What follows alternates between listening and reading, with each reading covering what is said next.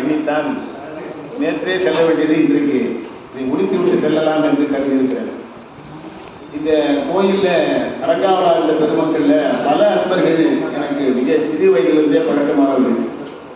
அதில் அண்மையில் இருப்பவர் என்னுடைய ஒரு வகையில் உறவினராக விளங்குகிற கருணாகரன், பத்மநாபனுடைய தம்பி கருணாகருடைய மகன் செந்தில் அவர்கள் இங்கே அரங்காவலர் கோயிலில் இருந்து பணியாற்றுகிறார். ஜெகதீசன் அவர்கள் இங்கே அரங்காவலர் இருந்து தொழில் செய்கிறார்கள். அதனால் இந்த தளத்திற்கு நான் கட்டாயம் வரவேற்கிறேன் என்று கருத்தான் வந்திருக்கிறேன். 1992 தான் இங்கே அந்த மீனாட்சி சுந்தரேஸ்வரர் சொக்கநாத பெருமானை மீனாட்சி அம்மையும் சுந்தரேஸ்வரர் செய்தார்கள். அந்த நேரத்தில் இங்கே கற்றவர்கள் கனியை போட்டு இங்கே வந்து தினந்தோறும் மக்கள் அதை கொஞ்ச நேரம் பாராயணமாவது பண்ண வேண்டும் என்று என் தந்தையாரை கொண்டு இந்த கல்வெட்டை திறந்து வைத்தார்கள். போற்றி திருத்தாண்டகம் என்று போட்டிருப்பார்கள். 108 போற்றி வருகிற போற்றி திருத்தாண்டகம். அது கூட பார்த்தீங்கன்னா 92 அந்த எல்லாம் போட்டிருக்கு. ஏறக்குறைய அந்த குடமுழுக்கு நடந்த காலத்தில் தான் செய்தார்கள். அந்த நிகழ்ச்சிக்கெல்லாம் அப்பொழுது வந்திருக்கிறேன். அப்படிப்பட்ட இந்த தளத்தில் இந்த தினம் நம்முடைய வழிபாடு நடைபெறுகிறது. மதத்தோடு நம்முடைய வழிபாட்டில் நம்முடைய பழப்பிரபாகர்கள் திருவருட்பயன் சிறப்பாக நிறைவு செய்து இப்பொழுது பெரிய புராண சிந்தனையை தொடங்கியிருக்கிறார். என்னுடைய தவக்குறை அது இந்த நிகழ்ச்சியிலே கேட்க முடியாமல் வேகமாக புறப்படும். இப்போ புறப்பட்டாலே இரவு சேரத்துக்கு எப்படியும் 9 மணி ஆகிவிடும். இருந்து திருச்சி போய் திருச்சியிலிருந்து புதுக்கோட்டை, அங்கிருந்து அறந்தாங்கி, அங்கிருந்து திருப்பெருந்துறை போக வேண்டும். அதனால் நான் என்னுடைய உரையை நிறைவு செய்து நான் புறப்படுவேன். எல்லோரும் இருந்து இந்த வழிபாட்டை கேட்டு என்னுடைய அருமை அண்ணா பத்மநாபன் ஐயா அவருடைய வாழ்க்கை துணைநலம் விஜயகுமாரி அண்ணி அவர்களும் நம்முடைய செந்தில் குடும்பத்தாரும் சேர்ந்து வழங்குகின்ற உணவை நீங்கள் எல்லோரும் ஏற்றுச் செல்ல வேண்டும் என்று கேட்டுக்கொண்டு அடுத்த மாத வழிபாட்டிலும் நீங்கள் வந்து கலந்து கொள்ள வேண்டும் என்று கேட்டுக்கொள்கிறேன். வருகிற 19/7/2026 ஞாயிற்றுக்கிழமை ஆடி மாதம் 3ஆம் நாள் ஈரோடு மாவட்டம் பவானி வட்டம் கவுந்தப்பாடி என்கிற பகுதியில் தமிழ் சைவ ஞான திருமணம் என்ற ஒரு திருமணத்தை அமைக்க வேண்டும் என்று ஏற்பாடு செய்திருக்கிறார்கள். என்னுடைய தந்தையார் மிக இளமை காலத்திலேயே திருவள்ளுவர் செந்தமிழ் சிவநெறி கழகம் என்ற ஒரு அமைப்பை உருவாக்கி அதன் மூலமாக சைவத்துக்கும் தமிழுக்கும், தமிழ் சார்ந்த சைவத்துக்குமாக பல்வேறு பணிகளை தொண்டுகளை செய்து வந்தார்கள். ஒரு இயக்கம், ஒரு அமைப்பு செயல்பட வேண்டுமானால் அதற்கு ஒரு இதழ் தேவை என்று கருதி ஒளி என்ற இதழை அவர்கள் தொடங்கி நடத்தி வந்தார்கள். நான் பிறந்தது 52. என் பேர் ஒளியரசு என்று வைத்தாலும் கூட நான் கார்த்திகை தீபத்தை ஒட்டி பிறந்ததாக எனக்கு அந்த பெயரை வைத்தார். ஆனால் அந்த ஒளி என்ற பெயரிலேயே அவர் 1940களிலேயே ஒரு இதழ் தொடங்கி நடத்தி வைத்தார். அதை தொடங்கியவர் முனைத்தனர் கொள்கை வீரர், மும்மொழி புலமை வந்தர், மணித்தரும் தெய்வம் போன்ற மறைமலை அடிகளார் அவர்கள் அதை தொடங்கி வைத்தார். அதே போல் அந்த ஒளி இதழையும் அவர்தான் தொடங்கி வைத்து அருமையான கட்டுரைகள் சில வெளிவந்தது. மறைமலை அடிகள், அழகர் அடிகள், ராமநாத அடிகள், அப்போது இருந்த பல சான்றோர் பெருமக்கள் அதில் கட்டுரைகள் எல்லாம் எழுதுவார்கள். அது அப்படியே நடந்து கொண்டிருந்த நிலையிலே பல்வேறு விதமான சிக்கல்கள் ஏற்பட்டு அது நடத்த முடியாமல் போனது. தொடர்ந்து அந்த சிவநெறி கழகமும் நடத்த முடியாமல் போனது. இருந்தாலும் என்னுடைய தந்தையார் அடிக்கடி சொல்லிக் கொண்டிருப்பார், அந்த அமைப்பு தோன்றாவிட்டாலும் தெய்வீக சித்தாந்த இலக்கிய மணி அமைப்பை தோன்றிருக்கிறோம்.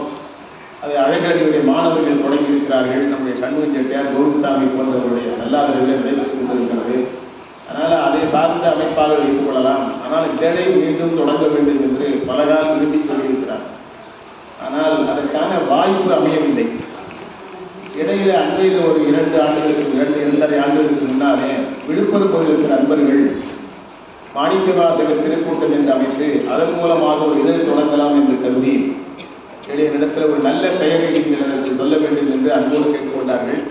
நானும் 2-3 நாள் ஏதாவது நல்ல பெயர் நமக்கு இறைவன் உணர்த்துகிறாரா என்று எண்ணி பார்த்து 3ஆம் நாள் காலை என்னுடைய சிவபூசையை முடித்துவிட்டு பெருமானுக்கு விண்ணப்பம் வைப்பதற்காக எழுந்து நின்று விண்ணப்பத்தை சொல்லி பூ வைத்த போது ஒளி என்று பெயர் வைக்கலாமே என்று அப்போதுதான் எனக்கு புத்தியில் தோன்றியது.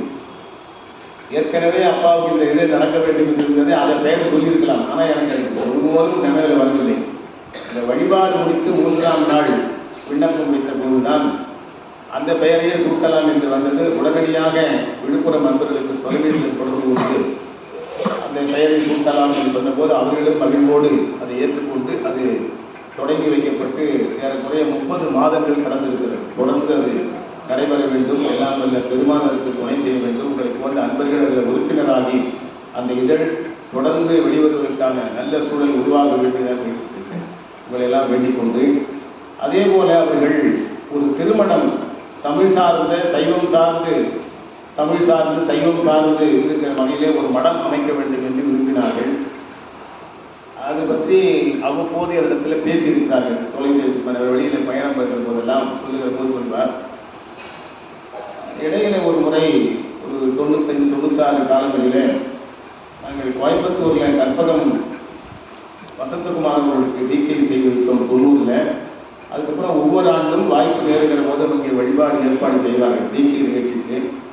அப்பொழுது ஒரு முறை 96-97 இருந்துகிறேன். அப்பொழுது அவர் வீட்டை தங்கியிருந்த போது வசந்தகுமார் அவர்களும் சமயத்தியமையார் அவர்களும் இங்கே ஒரு மடம் அமைக்கலாம், நீங்கள் அதுக்கு உதவி செய்ய நீங்கள் அது வந்து இருக்க வேண்டும் என்று ரொம்ப அன்போடு கேட்டுக்கொண்டு அங்கே கோவையில் பொள்ளாச்சி சாலையில் ஒட்டக்கால் மண்டலத்தில் ஒரு அமைப்பு கோயில் ஒரு இடம் இருக்கிறது. அங்கே அருமையான ஒரு கோயில், ஒரு 8x8 சன்னிதியில ஒரு கூரை இருந்தது. ஒரு தகரக்கோட்டைன்னு சொல்லி அந்த ஆஸ்பெஸ்டா சொல்லுவாங்க, நாற்கூரை இருந்தது, கல்நார் கூரைன்னு சொல்வார்கள். அதுதான் இருந்தது.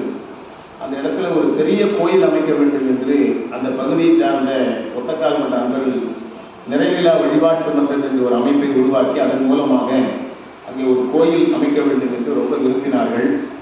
அந்த சூழலில் அங்கே 1990 அந்த அமைப்பின் சார்பில் முதலாக ஒரு சிவராத்திரி நாளில் ஒரு 42 அன்பர்களுக்கு நீக்கி செய்கின்ற ஒரு செயலை என்னுடைய தந்தையார் செய்து வைத்தார். அவருக்கு துணையாக நான் கொண்டு சென்று கொண்டிருந்தேன். அப்பொழுது அவர்கள் இங்கே ஒரு கோயில் அமைக்க இருக்கிறோம், நீங்கள் அதுக்கு வழிபாடு செய்ய வேண்டும் என்று கேட்டுக்கொண்டு செய்தார்கள். அதனால் அந்த கோயில் சார்ந்தே ஒரு மடம் அமைத்து விடலாம் என்று அவர்கள் தெரிவித்தார்கள். அப்பா ரொம்ப மகிழ்ச்சியோடு கேட்டுக்கொண்டிருந்தார். ஆனால் அது பற்றி பின்னால் சில முறை இடத்துல பேசியிருந்தாலும் சில ஆண்டுகளுக்கு பின்னாலே அதை பற்றி அவர் பேசாமல் இருந்துவிட்டார். ஒரு 2004 அல்லது 2005 காலகட்டத்தில் அப்பொழுது நான் ஒரு அவரை கேட்டபோது, எல்லாம் வயது அதிகமாகிடுச்சு, வயது அதிகமாகி கையெல்லாம் நடுக்க முடிந்தது, இனிமேல் திருமணம் தொடங்கி எப்படி அதெல்லாம் நாம் செய்து அங்கே இருந்து கொண்டு செய்வது, அதனால் எனக்கு வாய்ப்பில்லை, வாய்ப்பு இருக்குமானால் திருவருள் இருக்குமானால் அது தோன்றும், அது அமையும் என்று ஒரு வார்த்தையை சொல்லி என்னை ஆட்சிப்படுத்தினார். எனக்கு அவ்வப்போது அது நினைவு வரும், எப்படியாவது ஒரு மடம் அமைக்க வேண்டும், அப்பாவுடைய பெயரில் இதழ் தொடங்கியிருக்கிறோம், இந்த திருமணத்தையும் அமைக்க வேண்டும் என்ற எண்ணம் எனக்கு வந்து கொண்டே இருந்தது. ஆனால் யாரிடத்திலும் அதை வெளிப்படுத்தாமலே இருந்தது. அண்மையில் ஒரு சூழலில் ஒரு அம்மையாரிடத்தில் அது பற்றி சொல்ல வேண்டிய ஒரு சூழல் ஏற்பட்டது.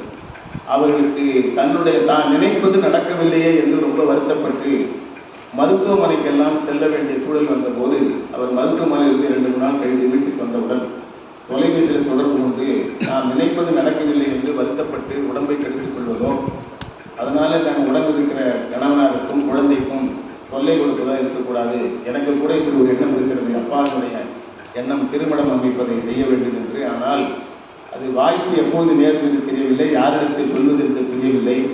ஒரு கால் சொல்லி செய்ய முடியும் என்று சொன்னால் எவ்வளவு வருத்தப்படுவார்கள் என்ற எண்ணம் இருக்கிறது. ஆனால் நான் யாரிடமும் சொல்லாமல் இருக்கிறேன். அதனால் நம்முடைய எண்ணம் நிறைவேற வேண்டும் சொன்னால் பெருமானிடத்தில் விண்ணப்பங்கள் தவிர நம்முடைய உடம்பை மனதை கெடுத்துக் கொள்ளக்கூடாது என்று ஆறுதலுக்காக இப்படி ஒரு எண்ணம் எனக்கு என்று வெளிப்படுத்தினேன். அவர் உடனே அந்த தொலைபேசி பேசி ஒரு 1/2 மணி நேரம் பேசியிருப்பேன். அதுக்கப்புறம் அவர் உடனடியாக நம்ம தியாகராஜனுடைய தம்பி இடத்துல தொலைபேசியில் தொடர்பு கொள்ள அவர் உடனடியாக கவுந்தப்பாடியில் கோயிலுக்கு பக்கத்தில் ஒரு இடம் இருக்கிறது, அதை விற்பனைக்கு வருகிறது, அதை நாம் பெற்று எப்படியாவது வாங்கி அதில் மடம் அமைக்கலாம் என்று சொன்ன ஒரு 10-15 நிமிடத்திலே இதெல்லாம் செயல்பட்டு ஒரு குறிப்பிட்ட குறைந்த காலத்துக்குள்ளாக அந்த மடம் உருவாகின்ற ஒரு சூழல் உருவாகி இருக்கிறது. அது என்னுடைய தந்தையார் குருநாதராக அமைந்த ஐயா அவருடைய எண்ணம் ஈடேற வேண்டும் என்ற காலம் அருகி இருக்கிறது என்று நான் எண்ணிக்கொண்டேன். அதுக்கான பணிகள் நடைபெற்று இப்பொழுது வருகிற 19ஆம் தேதி அன்று அந்த நிகழ்ச்சி நடைபெறுகிறது. அந்த திருமணத்தில் தமிழ் சைவ ஞான திருமணம் என்ற அமைப்பில் அந்த இதை உருவாக்கி இருக்கிறோம். அதில் வருகிற 19ஆம் தேதி அன்று அந்த அதற்கென்று ஒரு பீடம் அமைத்து அதில் பீடாரோகணம் செய்தல் என்று ஒரு வழிபாடு செய்வார்கள். இந்த ரோகணம் என்ற சொல் உங்களுக்கு எல்லாம் கேள்விப்பட்டு கோயிலில் திருவிழா போது கொடியேற்பார்கள், ஆரோகணம் துஜாரோகணம் கொடியேற்றம் வர சொல்லுது. ஆரோகணம் என்றால் ஏறுதல் என்று பொருள், அவரோகணம் என்றால் இறக்குதல் என்று பொருள். ஆனால் அது நல்ல தமிழிலே இவர்கள் என்று ஒரு சொல் இருக்கிறது. பல பேருக்கு தெரியல. நான் அழைப்பை எழுதுகிற போது இந்த ரோகணம் பீடாரோகணம் என்று எழுத வேணாம், ரோகணம் என்பது தமிழாக இல்லை என்று தமிழ் செய்வ ஞான திருமணம் என்று வைத்துவிட்டு பீடாரோகணம் என்று போட்டால் அது சிறப்பாக இருக்காது. அது பீடம் இவர்கள் என்ற ஒரு சொல்லை சொன்னபோது கேட்ட அன்பர்கள் தான் இவர்கள் தான் என்ன என்று கேட்டுக்கொண்டே இருக்கிறார்கள். முந்தா நாள் கூட ஒரு அன்பர் இலங்கையில் இருந்து பேசி, என்னங்க ஏன் இவர்கள்னா என்ன, இவர்கள் போட்டுக்கிட்டீங்களே அப்படின்னு கேட்டார். நாம் அந்த அளவுக்கு நம்ம தமிழில் உணர்ச்சியாக இருக்கோம். எந்த சொல்லும் நமக்கு தமிழில் இருக்கிறது, ஆனால் எங்கே இருக்கிறது என்பதையோ எப்படி உச்சரிப்பது என்பதையோ எப்படி தெரிவது என்பதையோ உணர்வு நமக்கு இல்லை. என்ன காரணம்? நாம் பல மொழிகளை கலந்து கலந்து கலந்து பேசியே பழக்கப்பட்டு விட்டோம். அவ்வளவு மொழியின் மேல் நமக்கு ஊற்றம் இருக்கிறது. ஆனால் இந்த திருமணம் அமைவதற்கெல்லாம் மூல காரணமாக இருந்த இப்படி ஒரு அமைப்பு உருவாக வேண்டும், தமிழ் சார்ந்து சைவம் சார்ந்து தமிழும் தமிழ் சார்ந்த சைவமாக நம்முடைய சமயம் அமைய வேண்டும் என்று விரும்பியவர்கள் சோமசுந்தர நாயகர். சென்னையிலே சூளைப்பகுதியில் வாழ்ந்தவர். அவருடைய மாணவர் மறைமொழி அடிகளார் அவர்கள் தமிழ் வழிபாட்டை மீளப்படுத்திய பெருமைக்குரியவர். 1911 அவர் சென்னை பல்லாவரம் பகுதியில் ஒரு மாளிகை அமைத்தார்.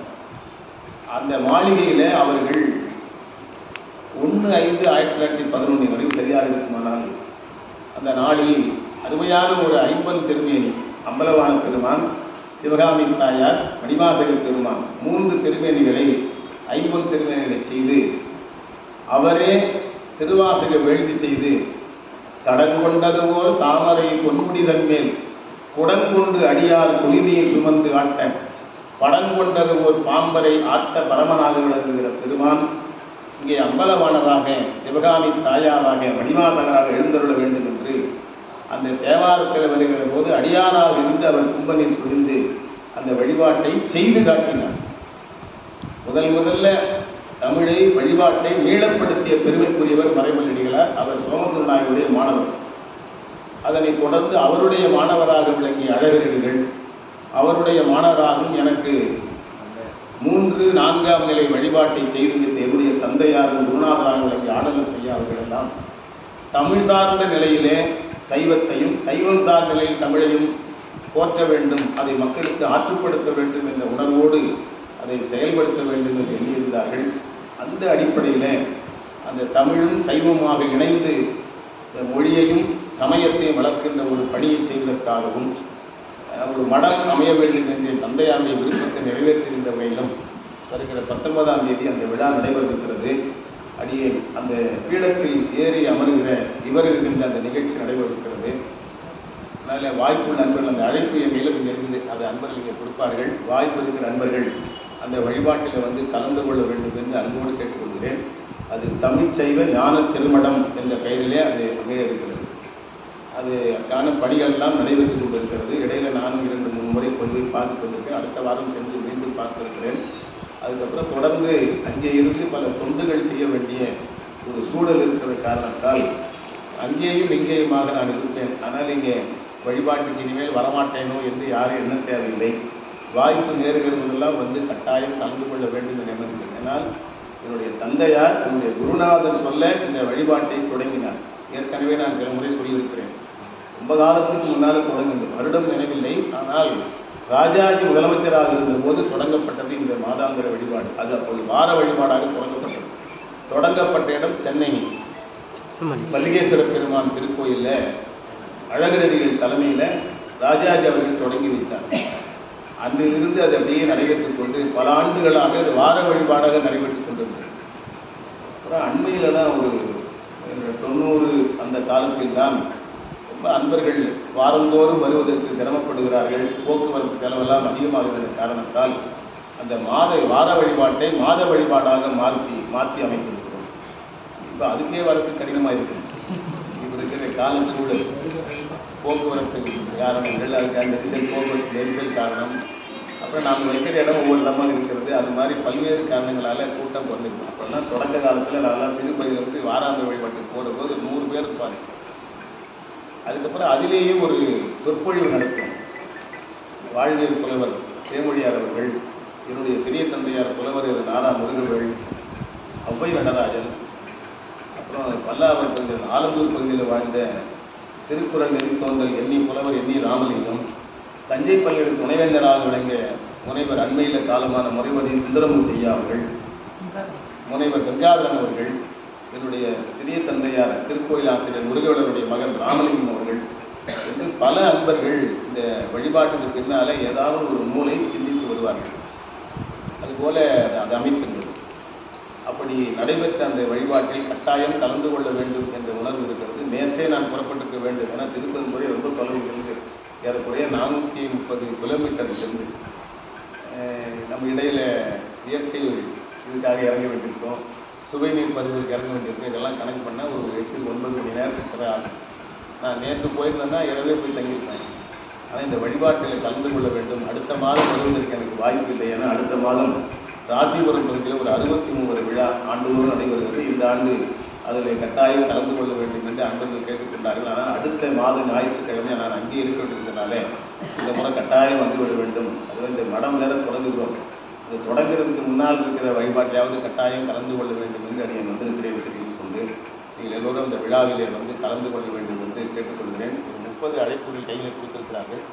ஏற்கனவே சில அனுமதி கொடுக்கப்பட்டிருக்கிறது. எல்லோருக்கும் அந்த புலனம் என்கிற வாட்ஸ்அப்பில் அனுப்பியிருக்கிறோம். அதனால் இப்போ இருக்கிற அன்பர்களுக்கு ஒரு குடும்பத்துக்கு ஒருவராக ஒரு அழைப்பு கொடுக்கப்படும். அது நம்முடைய மறைமொழி அவர்கள் வழங்குவார். அதை பெற்றுக்கொண்டு வாய்ப்பு இருக்கிற அன்பர்கள் அதில் வந்து கலந்து கொள்ளலாம். பிறகு வாய்ப்பு இருக்கிற போது நீங்கள் கொங்கு நாட்டு பக்கம் வருகிற போது அந்த ஒரு அருமையான இந்த கோயில் கண்டமுழுதுடையார், அதுக்கு பழைய காலத்தில் பேர் விஸ்வநாதர் விசாலாட்சி தான். ரொம்ப சிதைந்து போன அந்த கோயிலை அங்கே இருக்கிற அன்பர்கள் எல்லாம் சேர்ந்து அதை திருப்பணி செய்த போது அதற்கு நல்ல தமிழ் பெயராக வைக்க வேண்டும் என்று, விஸ்வம்னா பெரிய உருவம்னு அர்த்தம், விஸ்வரூப காட்சின்னு சொல்லுவாங்க. அவர் அப்படியே வானமும் நிலவுமாக காட்டிய உருவம் அது. அதனால் அண்டம் முழுதுடையார் நல்ல தமிழையும், விசாலாட்சி, விசாலம்னா நீண்ட கண், நல்ல பெரிய கண்ணுன்னு அர்த்தம், விசாலமான கண். அது விசாலம் என்பது வடசொல். விசாலம் எல்லாம் வடசொல் தான். ஆனால் அது நீழ்நெடும் கண்ணியம்மை தேவாரத்தில் கூட அப்படி ஒரு வரி வருகிறது, சொல் வருகிறது, அந்த பெயர் வருகிறது. அப்படி நீழ்நெடும் கண்ணியம்மை உடனாய அண்டமுடைய திருக்கோயிலுக்கு அந்த கோயிலை அமைத்து அதில் ஒரு நிலையிலிருந்து அந்த திருப்பணி நடைபெற்றுக் கொண்டிருக்கிற போது இருந்து ஒரு நிலையில் என்னை அழைத்தார்கள். அன்றிலிருந்து இன்று வரை அங்கே எந்த நிகழ்ச்சி நடந்தாலும் வெளியே என்னை கட்டாயம் அழைப்பார்கள். அடியேனும் கட்டாயம் சென்று அதை கலந்து கொள்வேன். முதல்ல சுவாமி அம்பாலெல்லாம் எழுந்தருள் பண்ணி, விநாயகர் எழுந்தருள் பண்ணி குடமுழுக்கு நடைபெற்றது. அதுக்கப்புறம் 63 நாயன்மார்கள் திருமேனி வைத்து குடமுழுக்கு நடைபெற்றது. அப்புறம் நம்பலவாணர் திருமணி குடமுழுக்கு இப்படி தொடர்ந்து நடைபெற்று, அப்புறம் 2-3 ஆண்டுகளுக்கு முன்னாலே ராஜகோபுரம் கட்ட வேண்டும் என்று அருமையான ஒரு ராஜகோபுரம் அமைத்து திருக்குடும்பம் நடைபெற்றது. அந்த ராஜகோபுரம் கால்கோளில் இருந்து அந்த வாசக்கால் நிலவு கால் வைத்தல் சொல்வாங்க, அதுக்கப்புறம் குடமுழுக்கு வரையில் அடியை தொடர்ந்து அந்த நிகழ்ச்சியிலே கலந்து கொண்டிருக்கிறேன். அதனாலும் இன்னும் தெரியவில்லை, என்னுடைய தந்தையாருடைய எண்ணத்தை நிறைவேற்ற வேண்டும் என்று எண்ணிய கருத்தை வேறு ஒரு நிலையிலே சொல்ல நேர்ந்த போது அங்கேயே பக்கத்திலே திருமணம் அமைக்கின்ற ஒரு நிலை ஏற்பட்டிருக்கிறது. அதனால் அந்த நிலைகளுக்கு நான் கட்டாயம் செல்ல வேண்டியிருக்கிறதுனால அங்கே வந்து அங்கேயும் சென்னையுமாக மாறி மாறி தான் இருக்கும். அங்கேயே தொடர்ந்து இருக்க முடியாது, இங்கேயும் தொடர்ந்து இருக்க முடியாத சூழல். அதனால் அங்கே இங்குமாக இருக்கிறது தெரிவித்துக் கொண்டு, நீங்கள் கொங்கு நாட்டு பக்கம் வருகிற போது பவானியிலிருந்து 11 கிலோமீட்டர் தான் அந்த ஊர். ஈரோடிலிருந்து 20 கிலோமீட்டர். சத்தியமங்கலம் போகிற பாதையில் போகிற பஸ் இறங்கினா கவுந்தம்பாடி இறங்கலாம். இறங்கி யாரை கேட்டாலும் சொல்வார். ரொம்ப அருமையான திருக்கோயில். முழுக்க தமிழிலேயே குடமுழுக்கு மட்டுமில்லாமல் அந்த பெருஞ்சாந்தி திருவிழா இருக்கிற திருவிழாவிடம், தேர் திருவிழா உள்ளிட்ட அனைத்து நிகழ்ச்சிகளும் நல்ல தமிழிலே நடைபெற்றுக் கொண்டிருக்கிற ஒரு ஆலயம் அந்த கோயில். அதனால் வாய்ப்பு அனுபவம்னா கோயிலுக்கு பக்கத்திலே இதுதான் கோயில்னு அடுத்த சுவர் நம்ம வைத்திருக்கிற திருமணம். அங்கே வந்து நீங்கள் தங்கலாம். இரவு தங்குவதற்கான வசதி ஏற்பாடு செய்யப்பட்டிருக்கிறது. இந்த நிகழ்ச்சிக்காக 3 திருமண மண்டபங்கள் அங்கே வந்து அமைத்திருக்கிறோம், வாடகைக்கு எடுத்திருக்கிறோம். எல்லோரும் அன்பர்கள் தங்குவதற்கு மற்ற பணிகளுக்கு எல்லாம் ஏற்பாடு இருக்கிறோம். 18ஆம் தேதி மாலையில் அந்த முதல் கால வழிபாடு தொடங்கும்.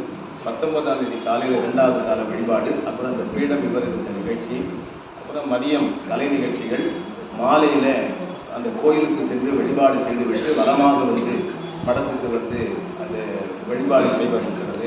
வாய்ப்பு இருக்கிற அன்பர்கள் 18ம் 19ம் கலந்து கொள்ளலாம் என்பதை கேட்டுக்கொண்டு நாளை திருப்பெருந்துறையில் தீக்கை நிகழ்ச்சி இறைவனே குருநாதராக வந்து உபதேசம் பெற்ற பெருமைக்குரிய அந்த திருத்தலத்தில் வெளியேறும் ஒரு தீக்கையினை செய்கின்ற ஒரு நல்ல வாய்ப்பை திருப்பெருந்துறை பெருமானும் குருநாதர்கள் எனக்கு வழங்கியிருக்கிறார்கள்.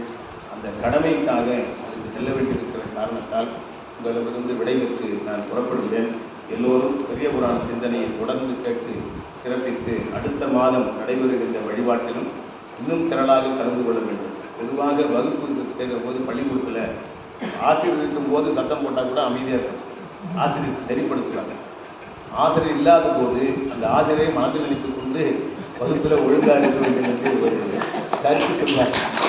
அதுபோல நான் வருகிற போது மட்டும்தான் நீங்கள் வர வேண்டும் என்று இல்லாமல் நான் வராத போது இன்னும் திரளாக வந்து என்னுடைய அன்பை நீங்கள் அப்படி காட்ட வேண்டும் என்பதை அன்போடு தெரிவித்துக் கொண்டு இனி நான் வருகிறேனோ வரவில்லை, கட்டாயம் வருவேன், வருவதற்கான அமைப்பை ஏற்படுத்திக் கொள்வேன். அதனால நான் வராவிட்டாலும் நீங்கள் வழிபாட்டில் வருடத்தில் ஒரு வழிபாடு வந்து அங்கே வச்சிருக்கோம். அப்படி ஒரு கருத்து செய்யலாம். அப்படி கூட அங்கே கூட இது கொள்ளலாம். ஆண்டுக்கு ஒரு முறை அண்டமனுடைய கோயிலில் ஒரு வழிபாடு வைத்துக் கொள்ளலாம். நீங்கள் திரளாக வரலாம் தெரிவித்துக் கொண்டு நான் வராவிட்டாலும் கூட நீங்கள் திரளாக வந்து கலந்து கொள்ள வேண்டும். மணிக்கு நீங்கள் திரளாக வந்து கலந்து கொண்டு இந்த வழிபாட்டை தொடர்ந்து நடத்த வேண்டும்.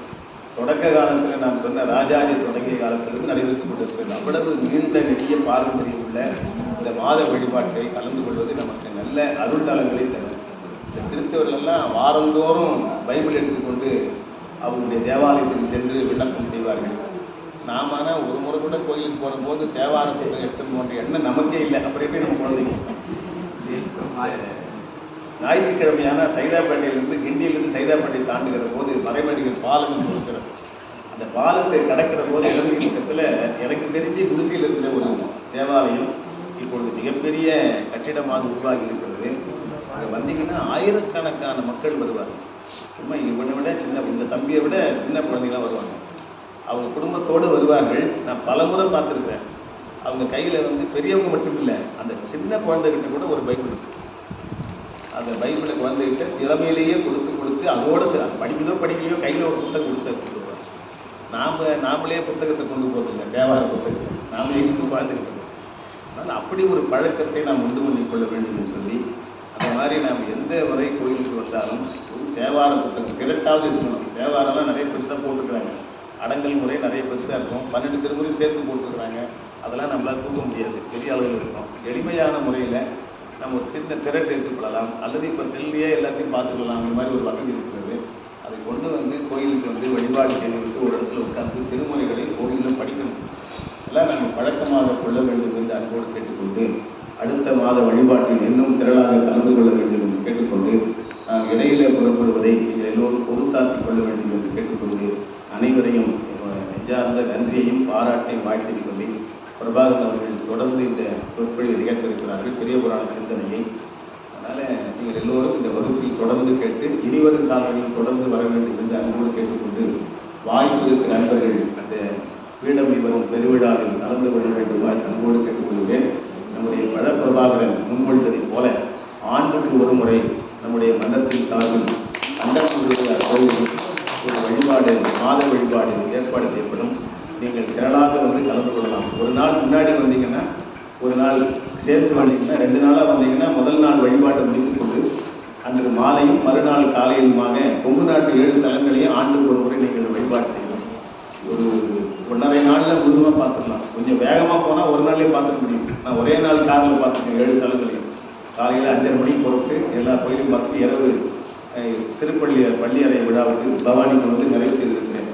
அது மாதிரி ஒரே நாளில் பார்க்க முடியும். அன்பர்கள் கூட இருந்தால் அதிகம் பார்க்க முடியாது. அதனால் முன்னாள் ஒரு 3 கோயில் அல்லது 4, மறுநாள் 3 கோயில் பார்த்துட்டு மதியம் புறப்பட்டு நீங்கள் சென்னை கொண்டு விடலாம். அதனால் ஆண்டுக்கு ஒரு முறை நம்ம பிரபாகரன், அது பழ பிரபாகரன் அவர் சொன்னதுனால அதையும் கருத்தில் வைத்துக் கொண்டு அதை ஏற்பாடு செய்து கொண்டு அடுத்த மாதம் நம்ம அந்த பீடாரோகணம் என்கிற அந்த பீடம் விவரித்த நிகழ்ச்சி நடைபெற்ற 3ஆம் நாள் திருக்கழுகுன்றத்தில் ஆடி சுவாதி திருநாள் நடைபெறுகிறது. அதில் வந்து நான் கலந்து கொண்டிருக்கிறேன். அதற்குரிய அழைப்புகள் நம்முடைய புலனத்தில் உங்களுக்கெல்லாம் அனுப்பப்படும். நீங்கள் எல்லோரும் அதில் வந்து கலந்து கொண்டு சிறப்பு வேண்டும் கேட்டுக்கொண்டு அனைவருக்கும் என்னுடைய நெஞ்சார்ந்த நன்றியை பாராட்டையும் வாழ்த்தி சொல்லி என்னுடைய உரையை நிறைவு செய்கிறேன்.